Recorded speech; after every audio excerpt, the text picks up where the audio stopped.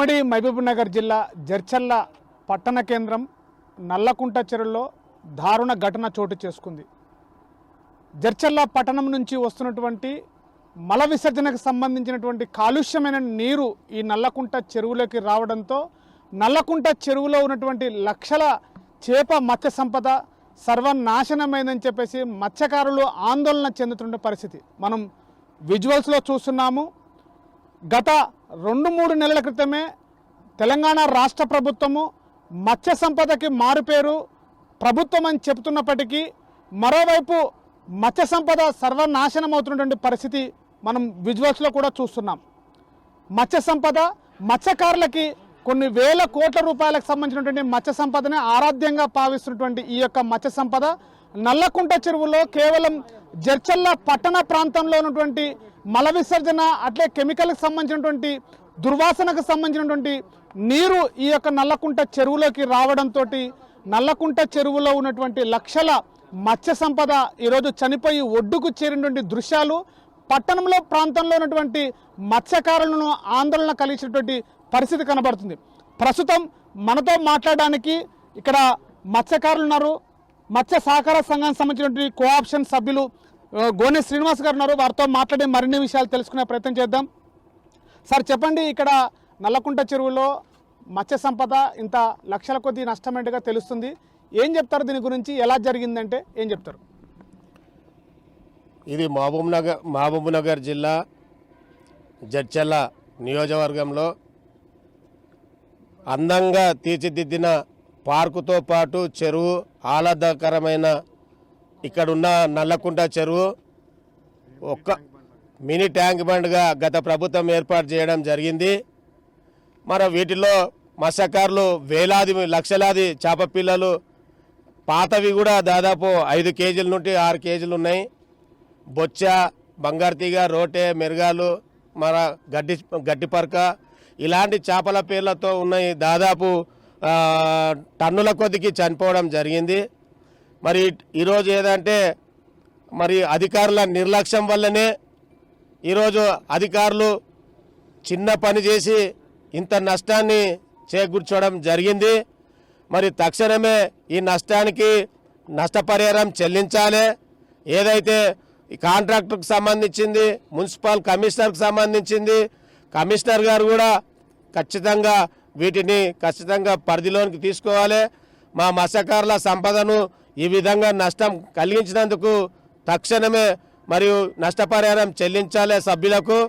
మరి ఇదే విధంగా జడ్చర్ల పట్టణంలో కానీ జిల్లాలో ఎక్కడైనా సరే ఇలాంటి సంఘటనలు జరగకుండా ప్రభుత్వము తక్షణమే చెరువుల పరిరక్షణ కొరకు మరియు ఏదైతే కలుషిత వాతావరణం మన విషపూరితమైన నీళ్ళని కూడా ఫ్యాక్టరీల ద్వారా మరి పట్టణానికి సంబంధించిన మరి డ్రైనేజీకి సంబంధించిన నీళ్ళని చెరువులకు ఇవ్వడం వల్లనే ఆక్సిజన్ తక్కువై మరి చేప పిల్లలు చచ్చిపోవడం జరిగింది. అదే విషపూరితమైన నీళ్ళలో చేపలు తిరగడం వల్లనే ఈ చెరువుకు మళ్ళీ ఆ కాలువ కలపడం వల్లనే చనిపోవడం జరిగింది.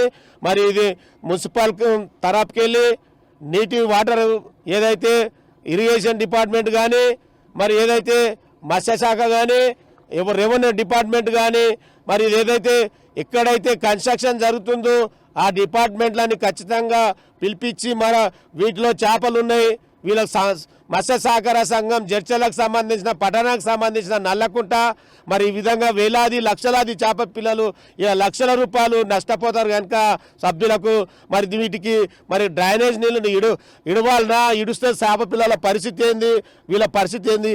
ఇక్కడ ప్రతిరోజు మరి ఇక ఆహ్లాదకరంగా ఉన్న పార్కుకు మరి హార్ట్ పేషెంట్లు కానీ, బీపీ పేషెంట్లు కానీ, షుగర్ పేషెంట్లు కానీ, సీనియర్ సిటిజన్లు కానీ, మహిళలు కానీ, చిన్న పిల్లలు కూడా ఇక ఈ పొద్దున్న కానీ సాయంత్రం కానీ మరి ఇక్కడ మొత్తం టోటల్గా ఇప్పుడు వాకింగ్కి వస్తారు. మరి ఎందుకంటే మరి ఈ పొల్యూషన్ మేముంటేనే మాకు వాసన వస్తుంది. మరి ఇంత దట్టమైన వాసనని మళ్ళీ పీల్చుకోవడం వల్ల ఆరోగ్యానికి ఇక్కడ వచ్చిన వాళ్ళకు కూడా సీనియర్ సిటిజన్ మహిళలకు పిల్లలకు కూడా ఆరోగ్యం సోకే అవకాశం ఉంది కనుక నష్టపరిహారం ఖచ్చితంగా 5 నుండి 10 టన్నుల చేపలు చనిపోయినాయి. వాటితో పాటు ఇక్కడ మొత్తం ఇక్కడ ఉన్న వాటర్ మొత్తం లిఫ్ట్ చేయాలి, ఖాళీ చేసి ఈ చుట్టుపక్కల ఉన్న చెరువుకు మొత్తం చెట్లని రబ్బర్ చెట్లను కంపెనీ చెట్లను మొత్తం తొలగించాలి. వాటికి కూడా నష్టపరిహారం చెల్లించి వాటిని శుభ్రంగా చేయాల్సిన అవసరం ఉంది.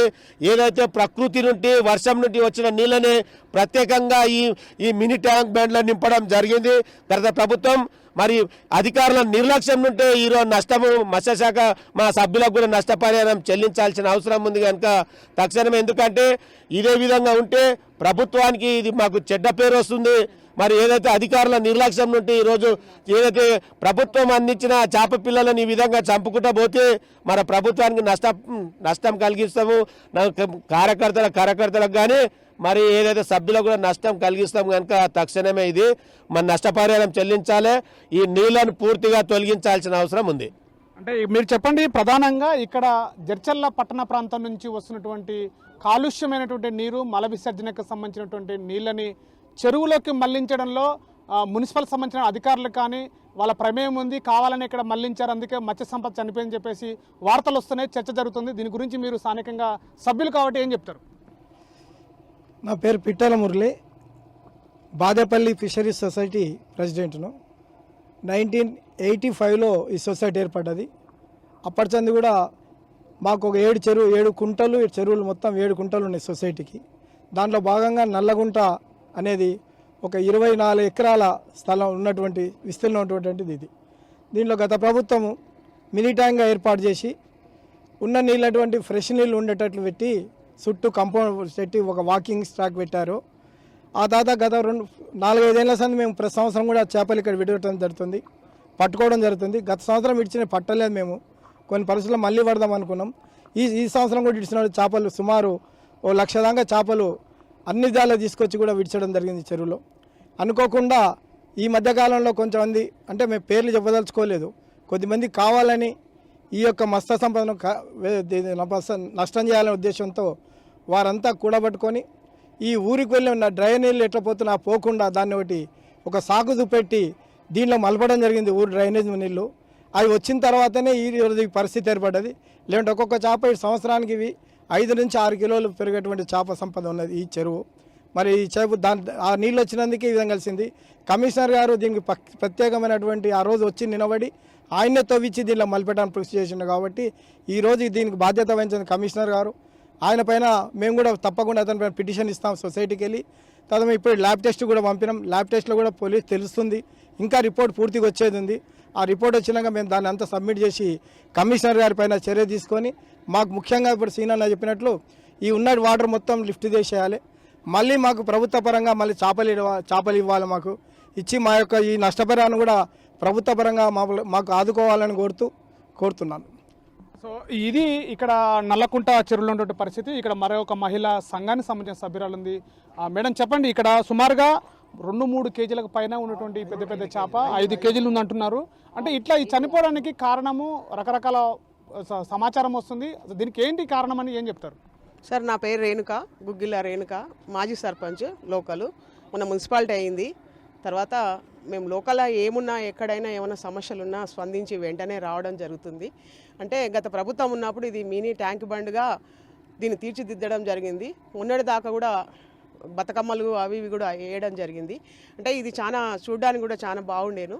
అలాంటిది అక్కడ గుంతలు చేసి దీంట్లోకి నీళ్లు మళ్లించడం వల్ల ఇది జరిగింది. కాకపోతే ఏంటి అంటే వాళ్ళు కూడా కొంచెం ఆలోచించాలి, దీంట్లో చేపలు ఇడుస్తున్నారు, మత్స్య సంపద నాశనం అవుతుంది, ఇలాంటివి చేయకూడదు అనేది కూడా ఆలోచించాలి. సరే, వాళ్ళు ఏం చెప్తున్నారు అంటే వర్షాకాలం మొన్న చాలా వచ్చినాయి కనుక ఆ నీళ్ళు వెళ్ళిపోవాలనే ఉద్దేశంతో ఇట్లా చేసినామన్నారు. సరే, అది చేసిన తర్వాత మళ్ళా వాళ్ళు అదే దృష్టి సారించి ఆ పైపులు తీసేసి దీన్ని పరిరక్షించే అవకాశం ఎంతైనా ఉండే కనుక దీని మీద దృష్టి సారించి ఇక్కడ చూస్తుంటే చాలా చేపలు చనిపోయినాయి. అవి చూస్తుంటే మన పెంచుకున్న పిల్లలు చనిపోయినంత బాధగా అనిపిస్తుంది. ఇప్పుడు మన వాళ్ళు చెప్పినట్లు సీను కానీ తర్వాత మురళన్న కానీ చెప్పడం జరిగింది. అంటే ఇది మొత్తము క్లీన్ చేయించి ఈ నీళ్ళంతా బయటకు కొట్టించి చిన్న చిన్న మోటార్లు పెడితే నీళ్ళు వెళ్ళవు. ఇది పెద్దది పెట్టి ఇది మొత్తం శుభ్రం చేయించి ఈ చేపలను మత్స్య సంపదను కాపాడవలసిందిగా నేను ఇక్కడ ఉన్న నాయకులను కోరుతున్నా. అదేవిధంగా మున్సిపల్ కమిషనర్ దీని మీద, రెవెన్యూ ఆఫీసర్ ఎంఆర్ఓ గారు కూడా దీన్ని స్పందించి దీన్ని పునరుద్ధరించాలని నేను ఈ సందర్భంగా కోరుతున్నా. అదేవిధంగా స్థానికంగా ఉన్న ఎమ్మెల్యే గారి దృష్టి కూడా మేము ఇక్కడ ఉన్న నాయకులమంతా తీసుకెళ్తాము. ఆయన కూడా ఈ విషయం వివరిస్తాము. కనుక దీని గురించి మేము అందరం కూడా ఎప్పటికప్పుడు స్పందించి పని చేస్తామని మీతో తెలియజేస్తున్నాను. సో ఇది నల్లకుంట చెరువుకు సంబంధించినటువంటి మత్స్య సంపద కూడా జరిగినటువంటి ఘటన పైన కూడా అధికారులు చర్యలు తీసుకోవాలి. ఇక్కడ లక్షల రూపాయల కొద్దినటువంటి చేప పిల్లలు ఏవైతున్నాయో అవి చనిపోవడము, సుమారుగా 5 నుంచి 6 కేజీల పైన ఉన్నటువంటి చేపలు చనిపోవడము, మత్స్య సంపద చనిపోవడం చాలా బాధాకరం అని చెప్పారు. జడ్చర్ల పట్టణ ప్రాంతం నుంచి వస్తున్నటువంటి ఈ మురుగునీరు ఏదైతుందో దీన్ని దారి మళ్లించకుండా కొంతమంది కావాలని కూడా చేసినటువంటి కుట్రలో భాగంగానే జరిగిందని చెప్పేసి కూడా అనుమానాలు అయితే వ్యక్తం చేస్తున్నటువంటి పరిస్థితి. దీనిపై మున్సిపల్ సంబంధించిన అధికారులు, కమిషనర్ కూడా దీనిపైన చర్యలు తీసుకోవాలని చెప్తున్నారు. ప్రభుత్వం దృష్టికి తీసుకెళ్తాం, ఇలాంటి ఘటనలు పునరావృతం కూడా కాకుండా చేస్తామని కూడా చెప్తున్న పరిస్థితి. కెమెరా పర్సన్ నర్సింగ్తో శివాజీ, RTV, మహబూబ్ నగర్ జిల్లా. చరిత్ర సృష్టించినోడు ఇప్పుడు ఆ చరిత్రని తిరగరాయబోతున్నాడు. అబద్ధాల గోడల్ని బద్దలు కొట్టి నిజాలను రాగా మీ ముందుంచబోతున్నాడు. నిజమైన వార్తల కోసం వెంటనే డౌన్లోడ్ చేసుకోండి రా యాప్ని.